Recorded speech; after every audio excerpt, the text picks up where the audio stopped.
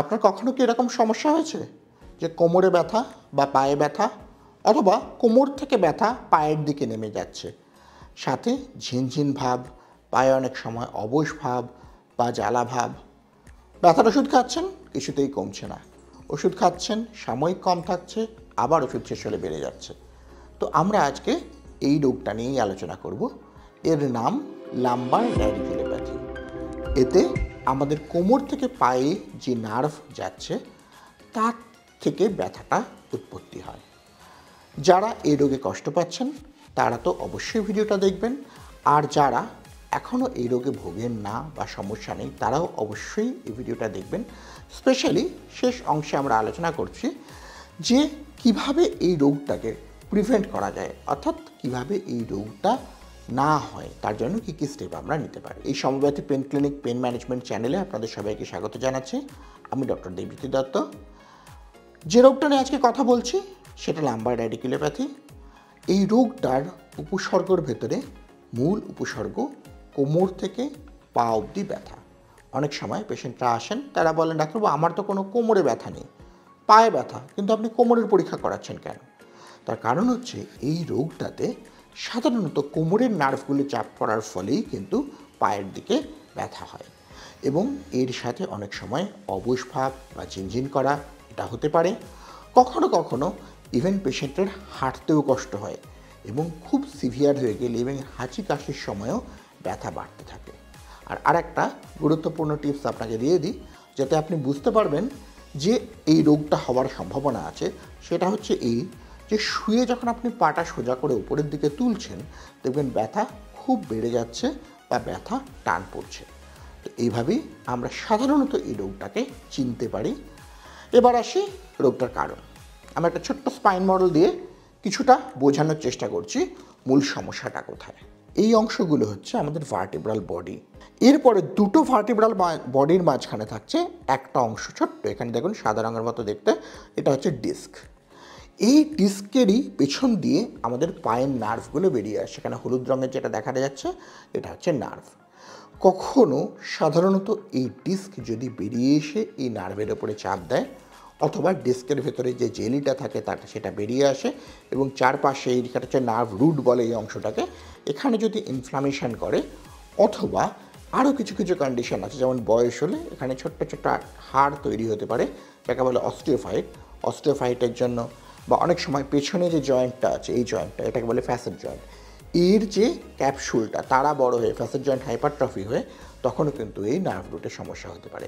তো এইগুলোই হচ্ছে মূলত এই র্যাডিকুলোপ্যাথির কারণ।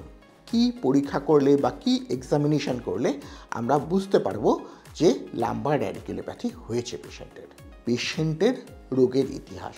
অর্থাৎ সাধারণত দেখা যায় যখন পেশেন্ট কিছু ভারী জিনিস তুলছে, এটা কিন্তু খুব কমন, স্পেশালি ছেলেদের ক্ষেত্রে তো কমন, মেয়েদের ক্ষেত্রেও কমন, যে কোনো ভারী জিনিস সামনে ঝুঁকে তুলতে গেল তখন হঠাৎ করে ব্যথাটা শুরু হলো, অথবা কোনো চোট আঘাতের পরে ব্যথাটা শুরু হলো। এছাড়াও সবসময় যে এগুলো খুঁজে পাওয়া যাবে তা নয়, অনেক সময় এমনিতেও এগুলো হতে পারে যে ক্ষেত্রে হয়তো আমরা শুরুটা কীভাবে হয়েছে মনে করতে পারছি না, অথবা শুরুটা অল্প অল্প করে হয়েছে, ধীরে ধীরে ব্যথাটা বাড়তে থাকে।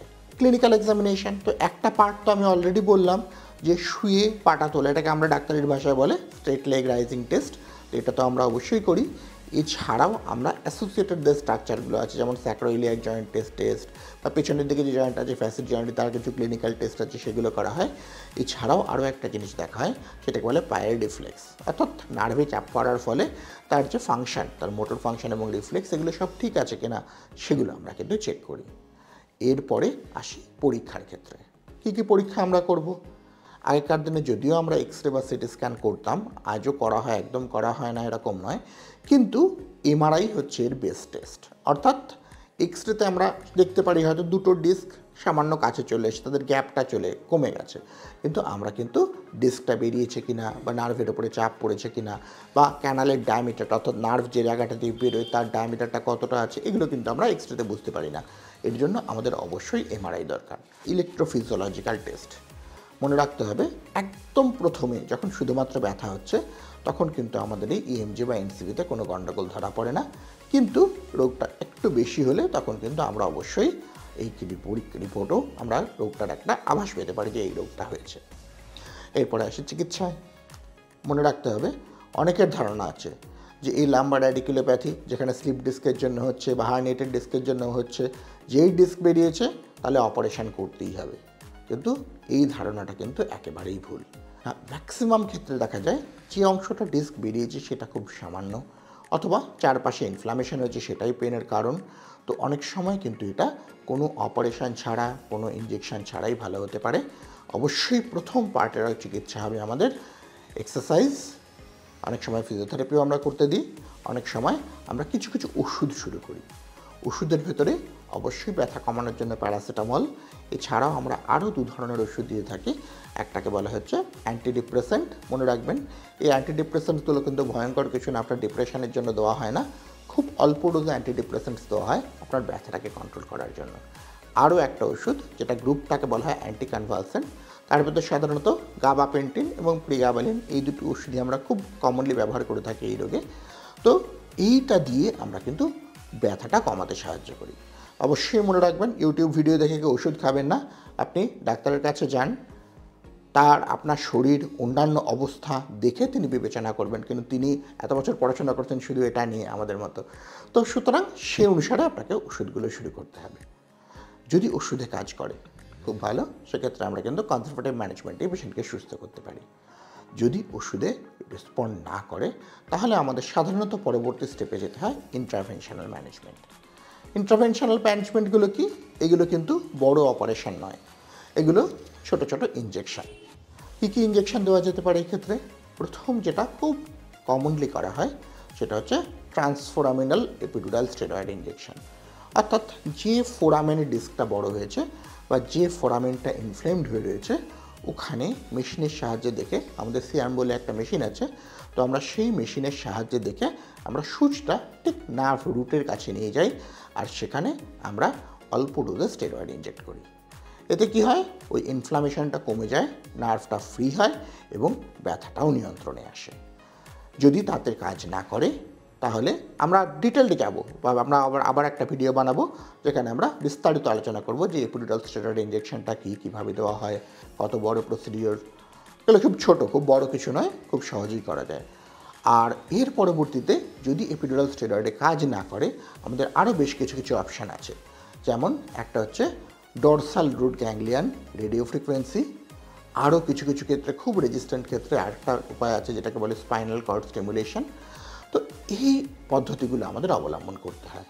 এবং কিছু কিছু ক্ষেত্রে আমি আগেও একটা আলোচনা করেছি, এর আগের একটা ভিডিওতে আমার চ্যানেলে রয়েছে, আপনারা একবার দেখে নেবেন, যে আমরা আলোচনা করেছি কোন কোন জায়গায় আর্জেন্ট এমার্জেন্সি এবং সার্জারি দরকার। কিছু কিছু ক্ষেত্রে কিন্তু এখানেও সার্জারি দরকার হয় এই রোগটাকে কন্ট্রোল করতে।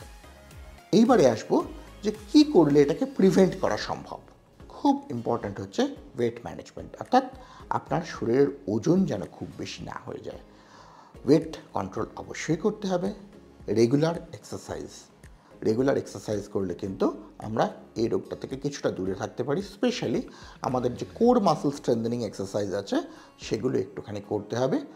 মনে রাখবেন সিগারেট খাওয়া কিন্তু একটা ইন্ডিপেন্ডেন্ট রিস্ক ফ্যাক্টর, সেক্ষেত্রে কিন্তু আমাদের এই রোগটা হওয়ার চান্স অনেক বেড়ে যায়।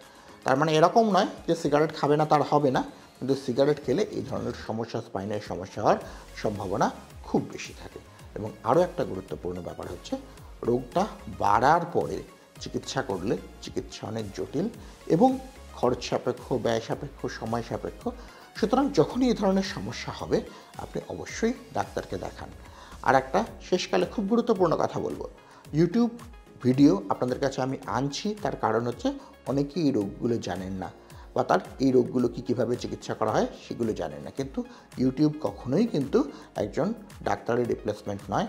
অবশ্যই এই ধরনের সমস্যা হলে আপনার কাছাকাছি ডাক্তারকে দেখান এবং আশা করি তিনি সঠিকভাবে আপনাকে গাইড করবেন কিভাবে এই চিকিৎসা করে ভালো করা সম্ভব। আজকে এখানেই শেষ করছি। আমাদের চ্যানেল সমব্যথী পেন ক্লিনিক, যদি এই ভিডিওটা আপনার খুব ভ্যালুয়েবল এবং ভালো লাগে আপনি অবশ্যই আপনার বন্ধু এবং আত্মীয়দের শেয়ার করুন। আর অবশ্যই এখানে অন্য কোনো আপনার যদি কোয়েশ্চেন থাকে আপনি নিচে কমেন্ট করতে পারেন এবং লাইক করুন। থ্যাংক ইউ, নমস্কার।